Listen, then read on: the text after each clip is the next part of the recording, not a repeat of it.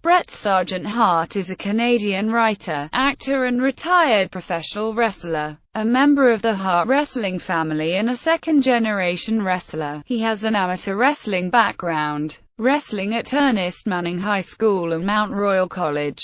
Hart is credited with revolutionizing the industry in the early 1990s by bringing high-quality, athletic in-ring performance to the fore, a major draw within pro wrestling. He has cultivated a legacy as one of the greatest performers of all time. Hart joined his father Stu Hart's promotion Stampede Wrestling in 1976, and made his in-ring debut in 1978. He gained championship success throughout the 1980s and 1990s in the World Wrestling Federation, where he helmeted the Hart Foundation faction. He left for World Championship Wrestling following the controversial Montreal Screwjob in November 1997, where he remained until October 2000, having been inactive from in-ring competition since January 2000, owing to a December 1999 concussion. He officially retired in October 2000, shortly after his departure from the company.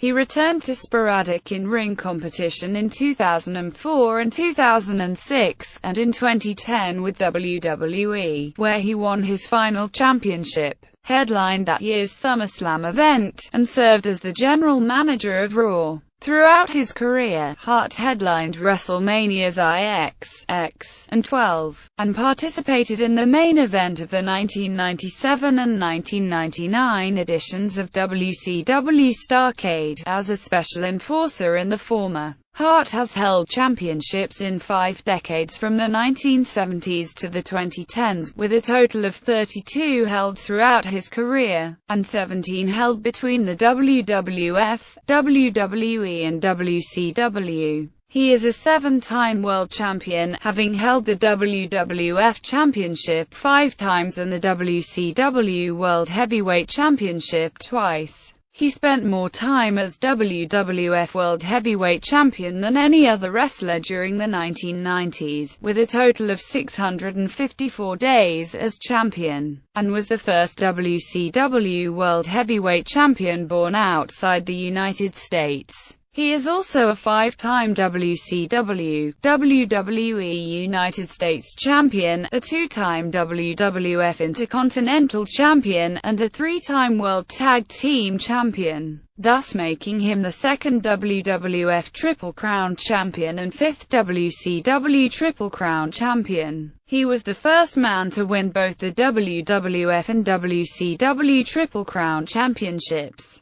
Hart is also the 1994 Royal Rumble winner, and the only 2-time King of the Ring, winning the 1991 tournament and the first King of the Ring pay-per-view in 1993. Stone Cold Steve Austin, with whom Hart headlined multiple pay-per-view events as part of an acclaimed rivalry from 1996 to 1997, inducted him into the WWE Hall of Fame in 2006. Early life. The 8th child of wrestling patriarch Stu Hart, Bret Hart was born in his native Calgary, Alberta into the Hart wrestling family. He is of Greek descent through his maternal grandmother and Irish through his maternal grandfather. His father was of Scots-Irish descent. His introduction to professional wrestling came at an early age. As a child, he witnessed his father training future wrestling stars like Billy Graham in the dungeon, his household basement, which served as possibly the most notorious training room in the world of wrestling. Before school, Hart's father, also a wrestling promoter, had him hand out flyers to local wrestling shows. In the 1998 documentary Hitman Hart, Wrestling with Shadows, Hart reflected on his father's discipline, describing how Stu inflicted excruciating submission holds while uttering morbid words to his teenage son. The suffering endured in these sessions even left broken blood vessels in his eyes. Hart also cited his father's otherwise pleasant demeanor and growing up in the professional wrestling atmosphere. Hart also repeated these statements in his 2007 autobiography, Amateur Wrestling. At Ernest Manning High School, Hart became a standout student in the amateur wrestling division. Hart has stated that he joined the wrestling team for the sole reason that my dad expected me to. No one asked me to. He would go on to win significant championships in tournaments throughout Alberta, including the 1974 City Championships in Calgary.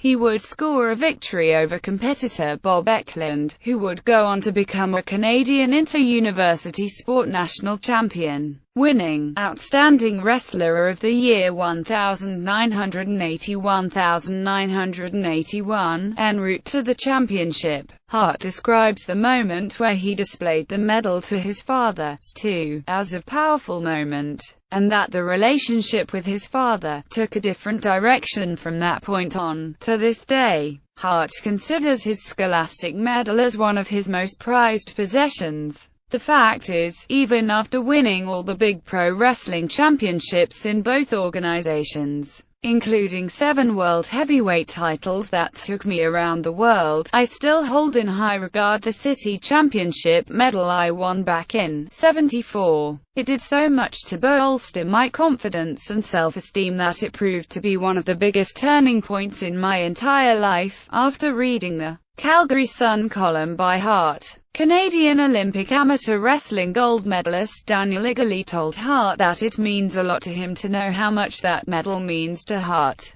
By 1977, Hart was collegiate champion at Mount Royal College, where he was studying filmmaking. His coaches and other people around him felt that he had shown sufficient promise to compete at the following year's Commonwealth Games, and encouraged him to begin training for the event. Hart, however, was beginning to find amateur wrestling unrewarding amid injuries and fluctuating weight, and wanted to get off this train. Stu still believed that his son, whom he described as being able to turn around in his own skin, was capable of making it to the Olympic or Commonwealth Games if he put forth the effort.